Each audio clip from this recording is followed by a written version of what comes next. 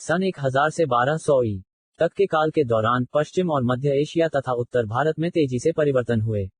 इन्हीं परिवर्तनों के परिणामस्वरूप इस काल के अंतिम चरण में तुर्कों ने अपनी सैनिक शक्ति के सहारे उत्तर भारत में प्रवेश किया।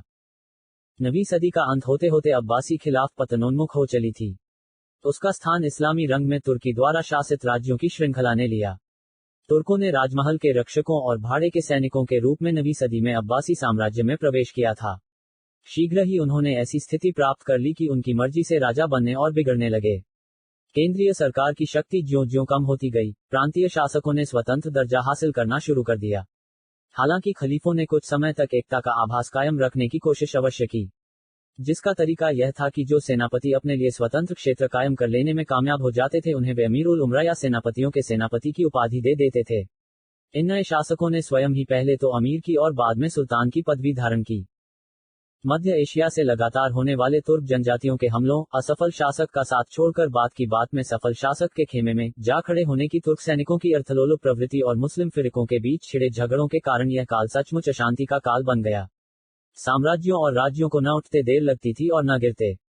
इन परिस्थितियों में अपना वर्चस्व वही व्यक्ति स्थापित कर सकता था जो कुशल योद्धा के साथ ही साथ एक जननायक के गुणों से भी युक्त हो, जो लड़ाई के मैदान में अपना जौहर दिखाने के साथ ही राजनीतिक साजिशों और फरेबों का भी मुकाबला कर सकता हो। तुर्क जनजातियां अपने साथ बेरहमी भरी लूटपाट की आदत लेकर इस भूभाग पर उतरी थीं। उनकी लड़ाई का मुख्य तरीका यह था कि वे जितनी तेजी से आगे बढ़ते थे उतनी ही तेजी से पीछे हट जाते थे। वे बिजली की गति से हमले करते थे और यदि मुख्य सेना से दूर पड़ गई कोई टुकड़ी उनके हाथों लग जाती तो बात की बात में वे उसका सफाया कर देते थे। वे अपने दमखम के साथ ही अपने घोड़ों की उत्तम कोटि के कारण भी यह सब कर पाते थे। इन दोनों खूबियों की वजह से वे इतनी तेजी से दूरियां तय कर लेते थे कि देखने सुनने वाले हैरत में पड़ जाते थे। इस बीच गुर्जर प्रतिहार साम्राज्य टूट चुका था और उत्तर भारत में राजनीतिक अनिश्चितता का दौर आरंभ हो गया था। प्रभुत्व के लिए संघर्ष का नया दौर शुरू हो चुका था। फलतः देश की उत्तर पश्चिमी सीमा पर आक्रामक और विस्तारवादी तुर्क राज्य के उदय की ओर कोई ध्यान ही नहीं गया। गजनवी 9वीं सदी के अंतिम दौर में ट्रांस ऑक्सियाना, खुरासान और ईरान के कुछ हिस्सों पर सामानियों का शासन था जो ईरानी मूल के लोग थे। सामानियों को अपनी उत्तरी और पूर्वी सीमाओं पर बराबर गैर मुस्लिम तुर्क जनजातियों से जूझना पड़ रहा था। इसी संघर्ष के क्रम में एक नए प्रकार के सैनिकों का उदय हुआ जो गाजी कहलाते थे। तुर्क लोगों में से अधिकांश प्राकृतिक शक्तियों की पूजा करते थे और मुसलमानों की निगाह में विधर्मी थे। इसलिए उनके खिलाफ सामानियों की लड़ाई राज्य की सुरक्षा के साथ साथ धर्म की रक्षा का भी संघर्ष थी। इसलिए गाजी जितना योद्धा था उतना ही धर्म का रक्षक भी। वह नियमित सेना के अनियमित सहायक के रूप में काम करता था और वेतन प्राप्त करने के बदले लूटखसोट से अपना काम चला लेता था। गाजियों के साहस और सूझबूझ तथा अपने प्रिय उद्देश्य के लिए खुशी खुशी चाहे जितनी कठिनाइयां झेलने की उनकी तत्परता के कारण ही ये शिशु राज्य तुर्कों के सामने टिके रह सके। कालांतर से बहुत से तुर्क मुसलमान बन गए, लेकिन गैर मुस्लिम तुर्क जनजातियों के हमलों के खिलाफ संघर्ष चलता रहा। इस्लामीकृत तुर्क बाद में इस्लाम के सबसे बड़े रक्षकों और जेहादियों के रूप में उभरने वाले थे, लेकिन इस्लाम की रक्षा के साथ ही साथ एक लूटखसोट से भी उनका लगाव बना रहा। सामानी सूबेदारों में अलप्तगीन नामक एक तुर्क गुलाम भी था। कालांतर में उसने गुर्नी को अपनी राजधानी बनाकर एक स्वतंत्र राज्य की स्थापना की। शीघ्र ही सामानी राज्य का अंत हो गया और मध्य एशियाई जनजातियों से इस्लामी क्षेत्रों की रक्षा का दायित्व गजनवियों ने संभाल लिया। इन्हीं संयोगों के बीच महमूद गजनी की गद्दी पर बैठा। 998 ई 1030 ई मध्यकालीन मुसलमान इतिहासकार महमूद को इस्लाम का नायक मानते हैं, क्योंकि उसने मध्य एशियाई तुर्क जनजातियों के खिलाफ अपने राज्य और धर्म की रक्षा अत्यंत साहस और शूरवीरता से की। इसलिए उसके शासनकाल में गाजी की भावना और भी प्रबल हुई। दूसरे, इस काल में ईरानी संस्कृति में एक नई चेतना का उदय हुआ जिससे महमूद घनिष्ठ रूप से जुड़ा हुआ था। गर्वीले ईरानियों ने कभी भी अरबी भाषा और अरब संस्कृति को स्वीकार नहीं किया था। सामानी राज्य ने भी फारसी भाषा और साहित्य को प्रोत्साहन दिया था। फिरदौसीकृत शाहनामा में ईरानी नवचेतना ने एक नई ऊंचाई प्राप्त की।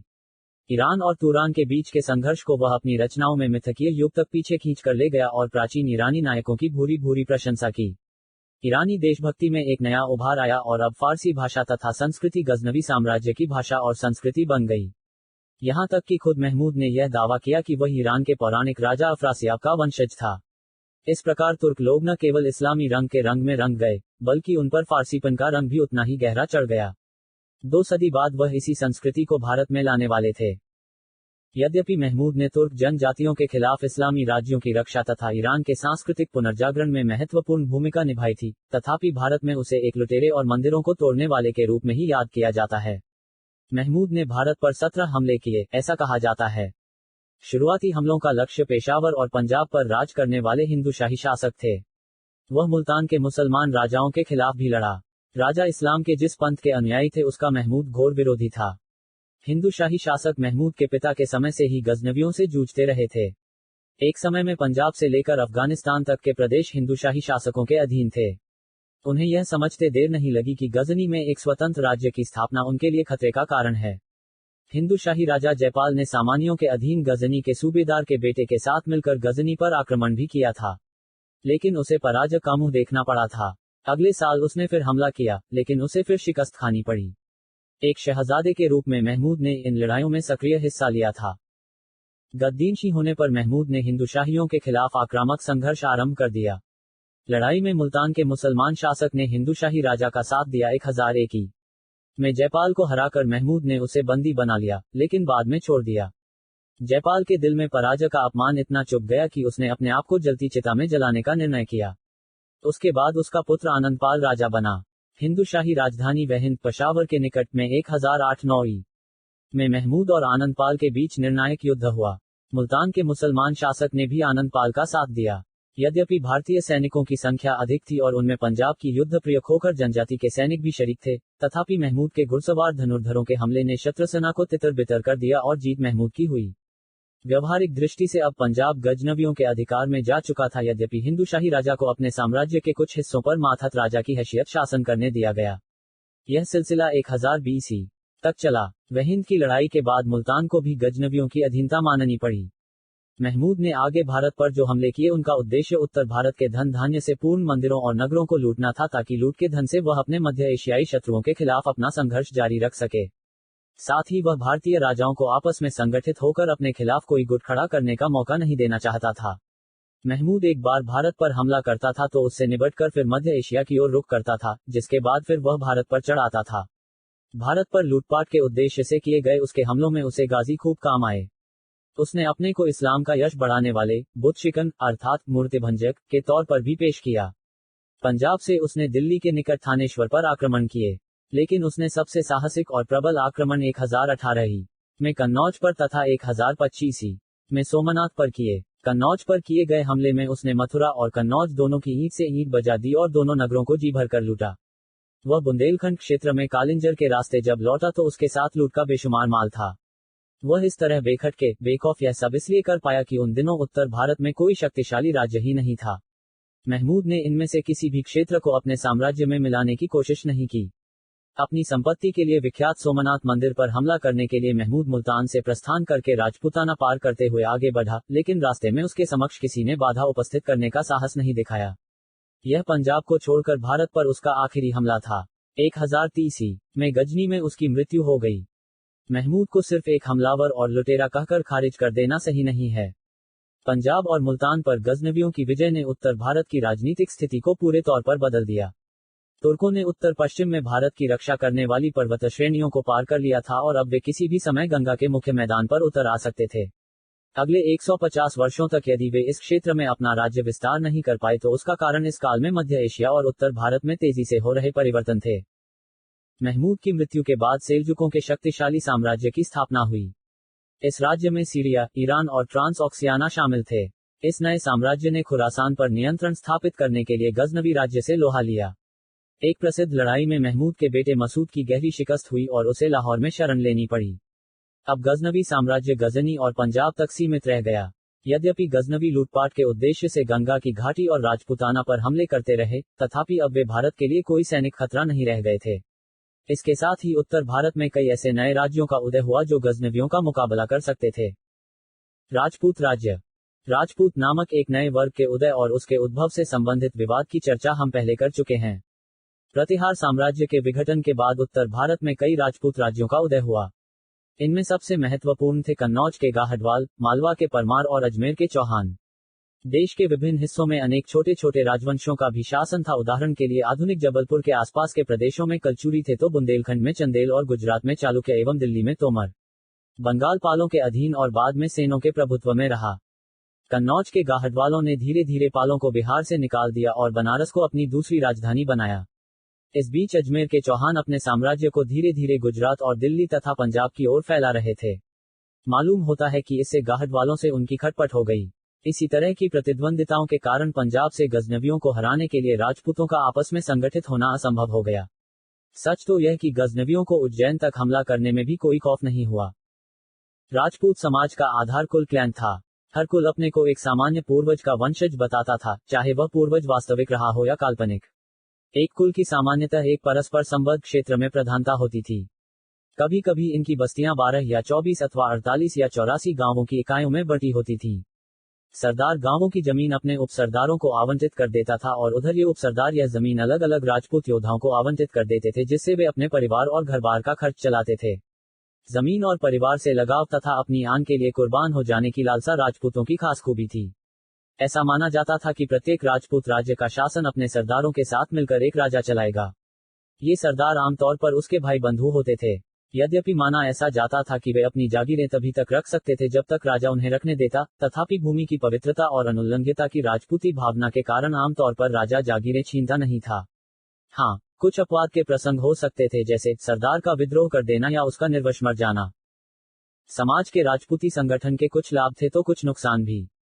एक लाभ तो यह था कि ऐसे संगठन के कारण राजपूत आपस में भाईचारे और समानता की भावना से ओतप्रोत हुए। लेकिन इसी प्रवृत्ति के कारण उनमें अनुशासन कायम रख पाना कठिन हो गया। राजपूतों की एक दूसरी कमजोरी यह थी कि उनमें आपसी झगड़े चलते रहते थे और इन झगड़ों का सिलसिला पीढ़ी दर पीढ़ी कायम रहता था। परंतु उनकी असली कमजोरी यह थी कि वे अपने अलग अलग समूह कायम कर लेते थे और एक समूह में दूसरे समूहों के लोगों के लिए कोई स्थान नहीं होता था। हर समूह अपने को सबसे श्रेष्ठ मानता था। इसके अलावा उनके मातृत्व का दायरा राजपूतों तक ही सीमित था। इससे राजपूत शासक समूहों और अधिसंख्यक गैर राजपूत आम लोगों के बीच की खाई चौड़ी होती गई।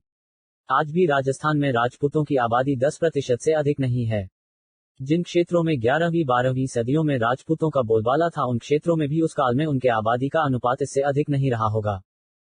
राजपूत युद्ध को एक खेल समझते थे। इस कारण से और साथ ही भूमि तथा गोधन की भूख की वजह से विभिन्न राजपूत राज्यों के बीच हमेशा लड़ाई चलती रहती थी। आदर्श राजा वह माना जाता था जो दशहरे का त्योहार मनाने के बाद अपनी सेना लेकर पड़ोसी राज्यों पर हमले कर से अधिक नहीं है। जिन क्षेत्रों में 11वीं-12वीं सदियों में राजपूतों का बोलबाला था, उन क्षेत्रों में भी उस काल में उनके आबादी का अनुपात इससे अधिक नहीं रहा होगा। राजपूत युद्ध को एक खेल समझते थे। इस कारण से और साथ ही भूमि तथा गोधन की भूख की वजह से विभिन्न राजपूत राज्यों के बीच हमेशा लड़ाई चलती रहती थी। आदर्श राजा वह माना जाता था जो दशहरे का त्योहार मनाने के बाद अपनी सेना लेकर पड़ोसी राज्यों पर हमले कर देता था। इस नीति से शहरों और गांवों दोनों क्षेत्रों के आम लोगों को सबसे अधिक परेशानी उठानी पड़ती थी। उस काल के अधिकांश राजपूत शासक हिंदू के ध्वजाधारी थे, हालांकि कुछ ने जैन धर्म को भी प्रश्रय दिया। उन्होंने ब्राह्मणों और मंदिरों को मुफ्त हस्त दान दिए। वे ब्राह्मणों की विशेष सुविधाजनक स्थिति और जाति प्रथा के रक्षक होते थे। इसी कारण से कुछ राजपूत राज्यों में ब्राह्मणों से कम दर पर भू राजस्व की वसूली का सिलसिला तब तक चलता रहा जब तक कि ये राज्य भारतीय संघ के अंग नहीं बना लिए गए। इन सुविधाओं के बदले में ब्राह्मण राजपूतों को सूर्यवंशी और चंद्रवंशी क्षत्रियों के वंशजों के रूप में मान्यता देने को हमेशा तत्पर रहते थे, जबकि ऐसा माना जाता था कि ये वंश अब मिट चुके हैं। 8वीं सदी से बाद के काल को और खास तौर से 10वीं और 12वीं सदियों के बीच के दौर को उत्तर भारत में मंदिर निर्माण का चरमोत्कर्ष काल माना जा सकता है। आज के कुछ भव्यतम मंदिरों का निर्माण इसी काल में हुआ। इस युग मंदिर निर्माण को जिस शैली ने प्रधानता प्राप्त की वह नागर शैली कहलाती थी। यद्यपि इस शैली के नमूने लगभग पूरे भारत में देखे जा सकते हैं, तथापि इस शैली के मंदिरों के निर्माण के मुख्य केंद्र उत्तर भारत और दक्कन थे। इसकी विशिष्टता का निर्देश करने वाली मुख्य बात यह थी कि गर्भगृह या दिउल कहे जाने वाले अधिष्ठाता देवता कक्ष के ऊपर गुंबदनुमा छत बनी होती थी। मुख्य कक्ष अक्सर वर्गाकार होता था, हालांकि उसकी प्रत्येक भुजा से लगाकर कक्ष बनवाए जा सकते थे। गर्भगृह के सामने एक मंडप बनवाया जाता था और कभी कभी मंदिर ऊंची चारदीवारी से घिरा होता था जिस पर बड़े बड़े सिंहद्वार होते थे। इस शैली के मंदिरों के सबसे अच्छे नमूने मध्य प्रदेश में खजुराहो के मंदिर और उड़ीसा में भुवनेश्वर के मंदिर हैं। खजुराहो के पार्श्वनाथ मंदिर, विश्वनाथ मंदिर और कंदरिया महादेव मंदिर इस शैली की संपूर्ण विशेषताओं को रूपायित करते हैं। इन मंदिरों की दीवारों पर किए गए तक्षण इस बात के प्रमाण हैं कि इस काल में मूर्तिकला अपनी पूरी ऊंचाई पर पहुंच गई थी। इनमें से अधिकांश मंदिरों का निर्माण चंदेलों ने करवाया था, जिन्होंने इस क्षेत्र पर 9वीं से लेकर 13वीं सदी तक शासन किया था। उड़ीसा में इस काल के मंदिर स्थापत्य के सबसे भव्य उदाहरण लिंगराज मंदिर 11वीं सदी और कोणार्क के सूर्य मंदिर हैं। पुरी का प्रसिद्ध जगन्नाथ मंदिर भी इसी काल में बनवाया गया। अन्य अनेक स्थानों में, जैसे मथुरा, बनारस, दिलवारा, आबू आदि में भी बहुत से मंदिर बनवाए गए। दक्षिण भारत के मंदिरों की तरह ही इस काल के उत्तर भारत के मंदिरों में भी अधिकाधिक विस्तार और अलंकरण का रुझान दिखाई देता है। वे सामाजिक तथा सांस्कृतिक जीवन के केंद्र थे। उनमें से कुछ मंदिरों ने तो अकूत संपत्ति अर्जित कर ली थी। सोमनाथ का मंदिर इन्हीं में से एक था। ये मंदिर कई कई गांवों पर शासन करते थे और व्यावसायिक गतिविधियों में भी भाग लेते थे। राजपूत शासकों ने कला और साहित्य को भी संरक्षण दिया। उनके संरक्षण में इस काल में संस्कृत में कई पुस्तकों और नाटकों की रचना हुई। गुजरात में चालुक्य राज्य भीम का प्रसिद्ध मंत्री वस्तुपाल एक श्रेष्ठ लेखक था और उसने विद्वानों को बहुत प्रश्रय दिया। माउंट आबू के प्रसिद्ध जैन मंदिर का निर्माण उसी ने करवाया था। परमार राजाओं की राजधानी उज्जैन और धार भी संस्कृत विद्या के प्रसिद्ध केंद्र थे।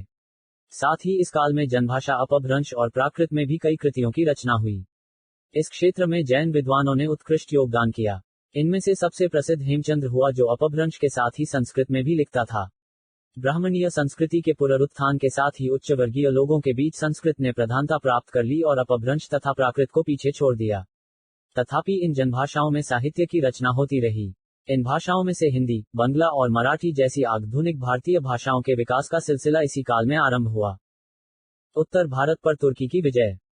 गजनवियों की पंजाब विजय के बाद मुसलमानों और हिंदुओं के बीच एक दूसरे से भिन्न दो प्रकार के संबंधों का सिलसिला आरंभ हुआ। एक था लूट के लोभ पर आधारित संबंध। इसके तहत महमूद के उत्तराधिकारियों ने गंगा की घाटी और राजपूताना पर निरंतर कई बार हमले किए। राजपूत राज्यों के शासकों ने इन हमलों का दृढ़ता से मुकाबला किया और कई अवसरों पर उन्होंने तुर्कों के खिलाफ जीतें भी हासिल की।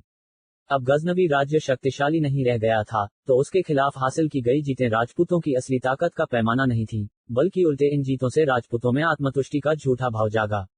लेकिन संबंध के दूसरे स्तर पर मुसलमान व्यापारियों को इस देश में व्यापार स्वागत भी किया गया, क्योंकि वे मध्य तथा पश्चिम एशियाई देशों के साथ भारत का व्यापार बढ़ाने में सहायक सिद्ध हो रहे थे। व्यापार की वृद्धि से राज्य की समृद्धि में इजाफा होता था। उत्तर भारत के कुछ शहरों, वस्तुतः पंजाब में मुसलमान व्यापारियों की बस्तियां स्थापित हो गईं। इन बस्तियों के बस जाने के फलस्वरूप यहां बहुत से मुसलमान धर्मोपदेशकों का आगमन हुआ। ये धर्मोपदेशक सूफी कहलाते थे। सूफियों ने प्रेम, आस्था और कल्पना के प्रति समर्पण की शिक्षा दी। उनकी शिक्षा के लक्ष्य मुख्य रूप से मुसलमान व्यापारी थे, लेकिन उससे कुछ हिंदू भी प्रभावित हुए। इस प्रकार हिंदू और इस्लाम धर्मों तथा हिंदू और इस्लामी समाजों के बीच आदान प्रदान की एक प्रक्रिया आरंभ हुई। लाहौर अरबी और फारसी भाषाओं और इन दोनों भाषाओं के साहित्य का केंद्र बन गया। तिलक जैसे हिंदू सेनापतियों ने गजनवी सेना का नेतृत्व किया, जिसमें हिंदू सैनिक भी शामिल थे। यदि मध्य एशिया में बड़े पैमाने पर एक और राजनीतिक परिवर्तन न हुआ होता तो शायद ये दोनों प्रक्रियाएं दीर्घकाल तक चलती रहती। 12वीं सदी के मध्य के आसपास तुर्क कबाइलियों के अन्य समूह ने, जो अंशतः बौद्ध लेकिन अंशतः पेगन पुराने धार्मिक विश्वास वाले बहुत देवताओं की पूजा होती थी थे, सेलजुक तुर्कों की सत्ता मिटा दी। इससे जिस राजनीतिक शून्यता ने जन्म लिया उसे भरने के लिए दो नई शक्तियों का उदय हुआ, जिनमें से एक था ईरान का ख्वारिज्मी साम्राज्य और दूसरा या उत्तर पश्चिम अफगानिस्तान में गौर नामक प्रदेश में उदित गौरी साम्राज्य। गौरियों ने अपने राजनीतिक जीवन का आरंभ गजनी के मातहत शासकों के रूप में किया था, किंतु शीघ्र ही वे गजनवियों से पूरे तौर पर आजाद हो गए। सुल्तान अलाउद्दीन के अधीन गौरियों की शक्ति की खूब अभिवृद्धि हुई। अलाउद्दीन ने गजनी में अपने भाइयों के साथ किए गए दुर्व्यवहार का बदला लेने के लिए 12वीं सदी के मध्य में गजनी की ईंट से ईंट बजा दी और वहां भयंकर आगजनी तथा खुरेजी मचाई। इसी कारण से उसे लोग जहां सोज अर्थात दुनिया को जलाने वाला कहने लगे। लेकिन यदि गौरियों की मध्य एशिया में साम्राज्य विस्तार की कोई महत्वाकांक्षा थी तो ख्वारिज्म साम्राज्य की बढ़ती हुई शक्ति ने उस पर अंकुश लगाने का काम किया। दोनों की गृध्र दृष्टि खुरासान पर लगी हुई थी, लेकिन उस पर कब्जा किया ख्वारिज्म शाह ने। इससे गौरियों के सामने सिवाय इसके कोई रास्ता नहीं रह गया कि वे अपने राज्य विस्तार की महत्वाकांक्षा का लक्ष्य भारत को बनाएं।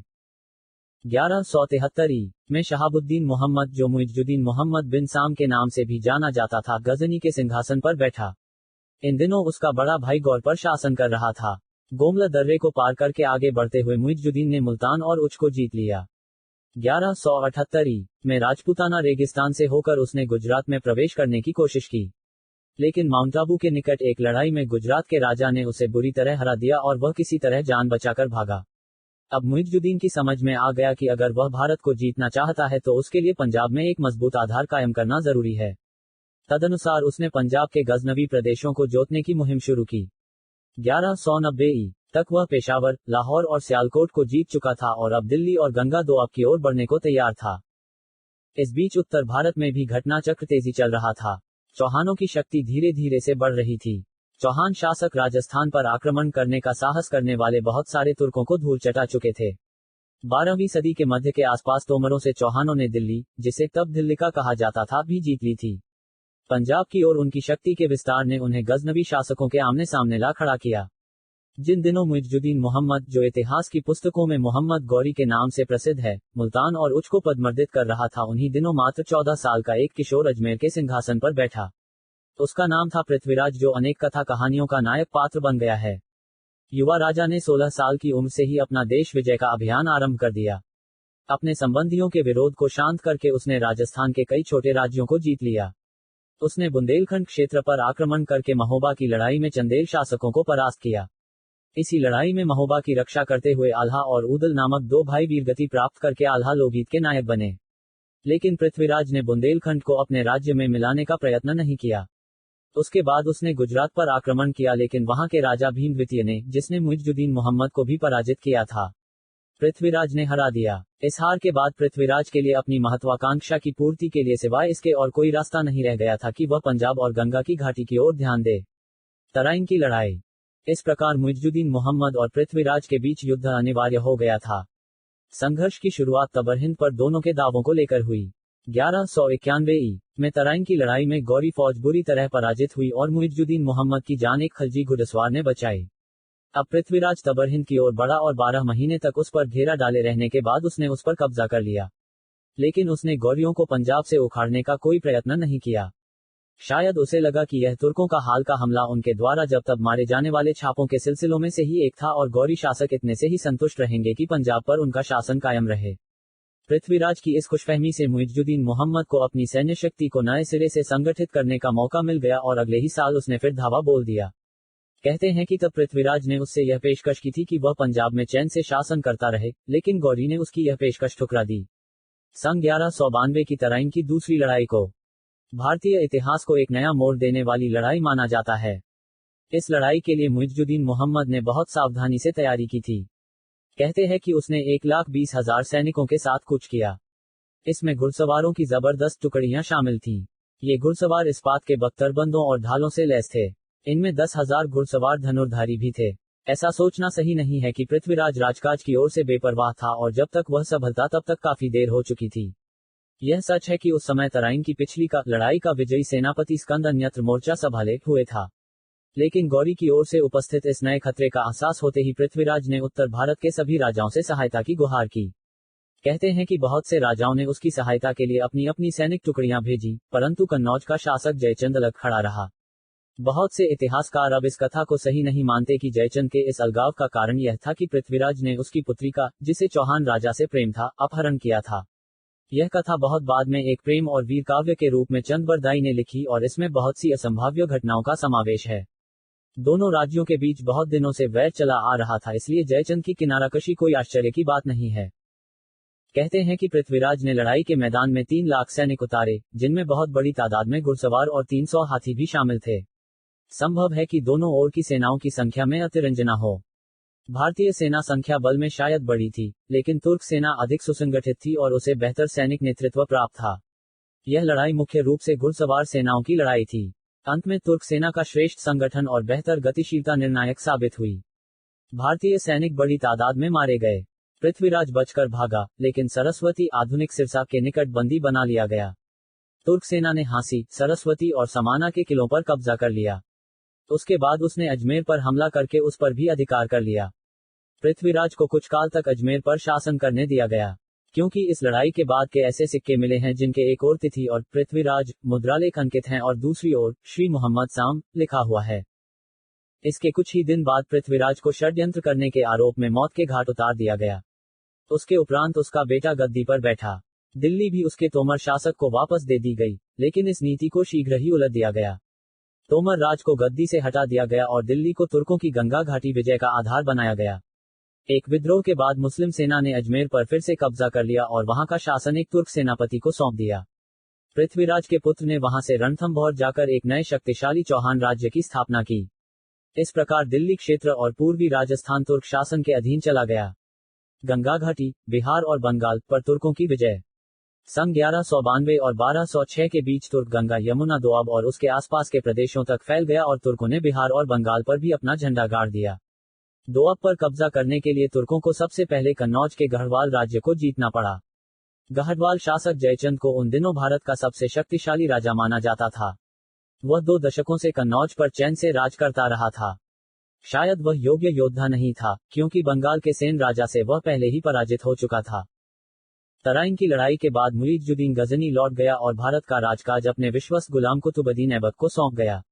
अगले 2 वर्षों के दौरान तुर्कों ने ऊपरी दोआब के कुछ हिस्सों को जीत लिया और गढ़वाल शासक ने उनके मार्ग में कोई बाधा उपस्थित नहीं की। 1194 में मुइजुद्दीन भारत लौटा। 50,000 घुड़सवारों के साथ उसने यमुना पार की और कन्नौज की ओर बढ़ा।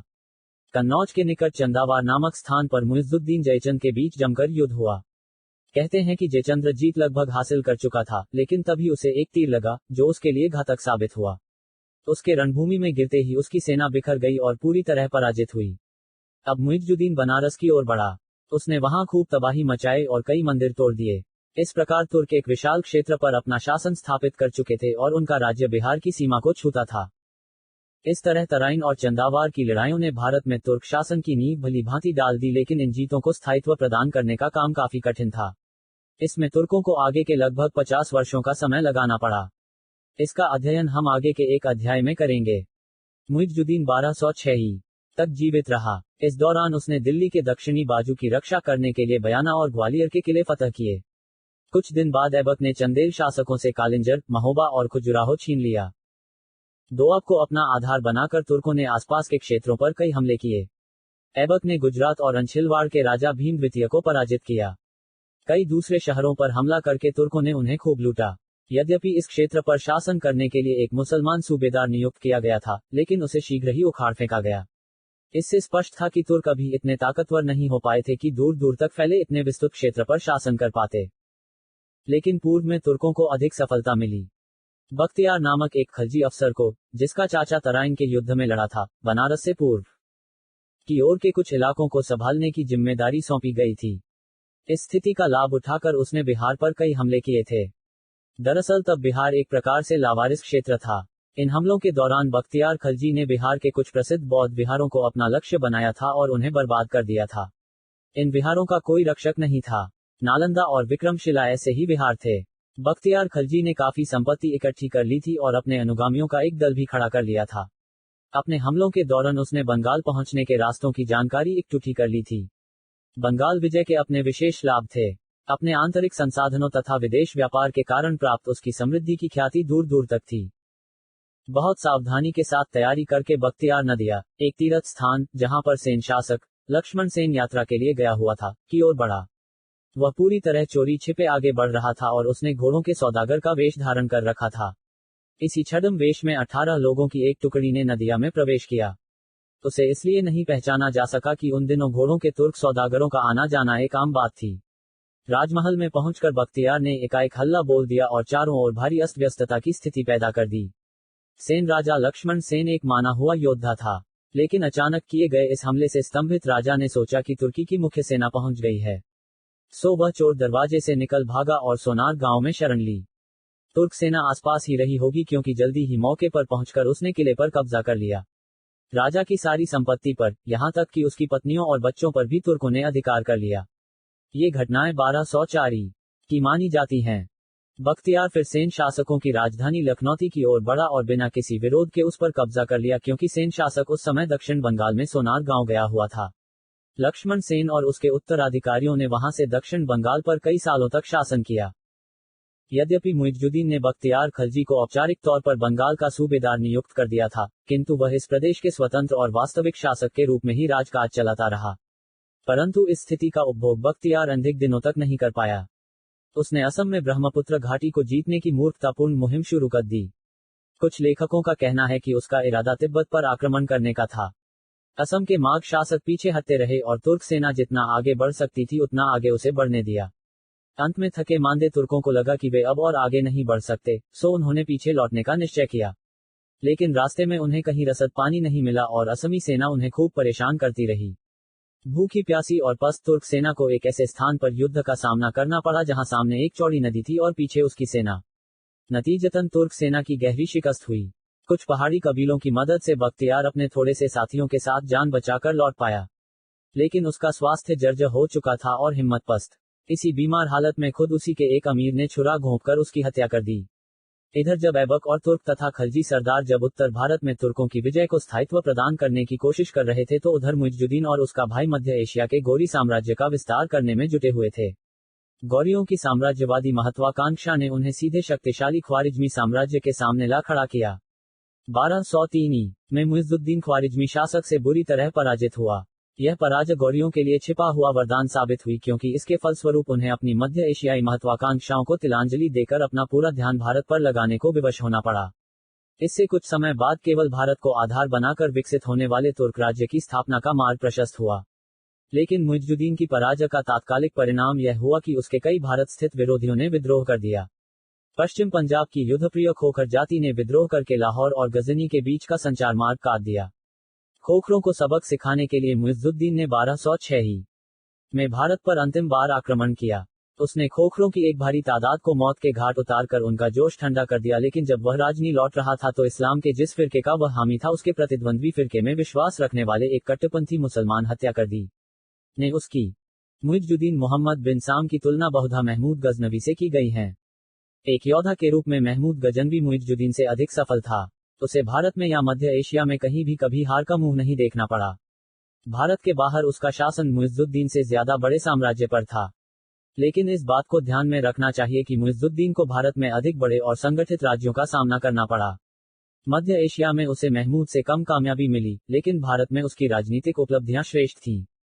तथापि मुइजुद्दीन ने उत्तर भारत में जो सफलता प्राप्त की, उसका मार्ग महमूद की पंजाब विजय ने प्रशस्त किया था। दोनों के सामने उपस्थित परिस्थितियां एक दूसरे से काफी भिन्न थीं। इस बात को ध्यान में रखते हुए दोनों के बीच कोई प्रासंगिक तुलना नहीं की जा सकती। भारत संदर्भ में दोनों के राजनीतिक तथा सैनिक मंतव्यों भी कई महत्वपूर्ण दृष्टियों से एक दूसरे से भिन्न। दरअसल दोनों में से किसी को इस्लाम की फिक्र नहीं थी। यदि कोई शासक अधीनता स्वीकार कर लेता था तो उसे अपने प्रदेशों पर राज करने को छोड़ दिया जाता था, बशर्ते कि किसी अन्य कारण से उसके प्रदेशों को पुनर्तः या अंशतः अपने साम्राज्य का हिस्सा बना लेना जरूरी नहीं हो जाता था। महमूद और मुइजुद्दीन दोनों ने हिंदू अफसरों और सिपाहियों का उपयोग किया। अलबत्ता दोनों में से किसी ने भी अपने प्रयोजन सिद्ध करने और भारतीय नगरों तथा मंदिरों की लूट का औचित्य ठहराने के लिए इस्लाम की दुहाई देने में आगा पीछा नहीं किया।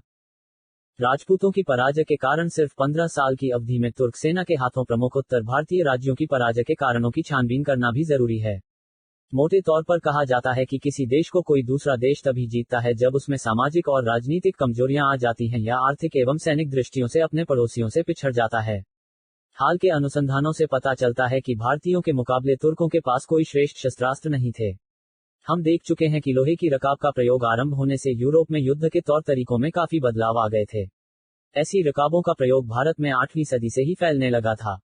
तुर्की के धनुष से छूटे हुए तीर ज्यादा दूर तक मार कर सकते थे, लेकिन भारतीय तीरों का निशाना अधिक सधा हुआ और घातक माना जाता था। ये तीर आमतौर पर जहर में बुझे हुए होते थे। आमने सामने की लड़ाई में भारतीय तलवारों को दुनिया में सबसे श्रेष्ठ माना जाता था। भारतीयों को हाथियों का लाभ था, सो अलग।